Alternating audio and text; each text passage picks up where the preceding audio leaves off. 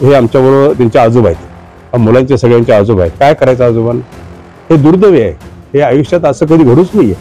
आजोबासमोर नातूचं असं होणं हे उचितच नाही, हे घडून नाहीये कधी. हे असा देव कसा कोपतो? मिरज तालुका म्हैसाळ गावी शेतकरी शेतात काम करत असताना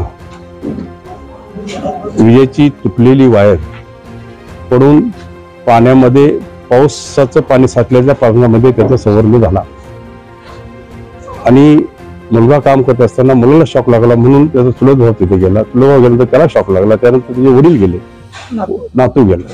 असे 3 जण. परेशनाथ वनमोरे 40 वर्षाचे आहेत, साईराज वनमोरे 13 वर्षाचा मुलगा आहे, आणि प्रदीप वनमोरे हा 35 वर्षाचा मुलगा आहे. आणि त्याच्याबरोबर एक छोटा मुलगा 14 वर्षाचा हेमंत वनमोरे हा त्यांच्या मतीला गेल्यानंतर त्यालाही शॉक लागला, पण त्याला ऍडमिट केलेला. तो व्यवस्थित जरा परिस्थितीमध्ये आता व्यवस्थित परिस्थितीमध्ये आहे. हे सगळं होत असताना बघितलं ही दुर्दैवी घटना घडली. त्याच्या अगोदर तिथल्या लोकांनी एमएससीबीला फोन केला होता.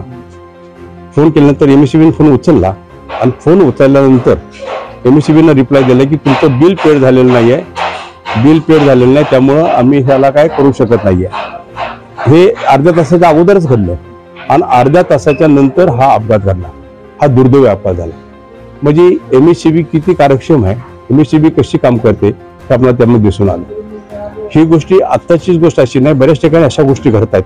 त्यामुळे एमएससीबीने सक्षम राहायचं, ह्याचा सर्वे होईल आणि याचा सर्वे होत असताना जे दोषी असतील त्यावर कडक कारवाई केली जाईल.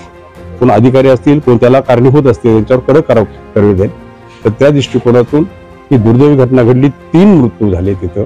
एक मुलगा सिरियस मध्ये आहे आता, पण आता मी त्याला भेटून आलो.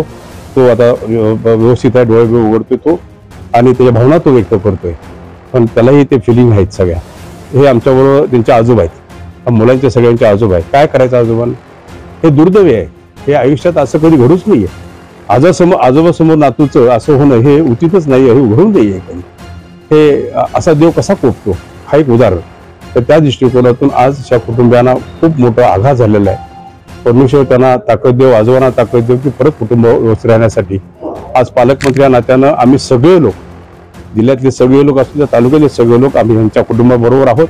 मी आज मुख्यमंत्री सहाय्य निधीतून प्रत्येक मृत्यूला 5 लाख रुपये डिक्लेअर करतो आणि 5 लाख रुपये त्यांना द्यायची आम्ही व्यवस्था ताबडतोब करू. आणि तेही मी देवेंद्र भाऊंशी बोललो, त्यांनी ताबडतोब इन्क्वायरी चालू केली तिची, काय घडलं काय घडलं त्या दृष्टिकोनातून. आणि त्यांनी डिक्लेअर केले की मला वाटतं ते तुम्ही डिक्लेअर करा, तर माझ्या वतीने मी 5 लाख तुम्हाला प्रत्येक मृत्यूच्या याला 5 लाख रुपये डिक्लेअर करतो. आणि त्या 5 लाखांना काय आपला मुलगा येत नाही, काय येत नाही, तर शासनाची भूमिका असते काय तर मतीचा हात द्यायला पाहिजे. त्या दृष्टिकोनातून थोडा मतीचा दिलेला आहे. आणि इन्क्वायरी झाल्यानंतर काय निष्पन्न होईल त्यावरती आमचा क्लेम असेल आणि तो क्लेम द्यायची व्यवस्था मी करेन. त्या दृष्टिकोनात माझे प्रयत्न असतील, एवढंच मी आपल्याला सांगतो. मी ठेवला होता पुऱ्या तालुक्यातल्या वारकरी संप्रदायांचा एक मेळावा ठेवला होता. त्यासाठी तुकाराम महाराजांचे 13व्या वर्षाचे मोरे साहेब आले होते तिथं.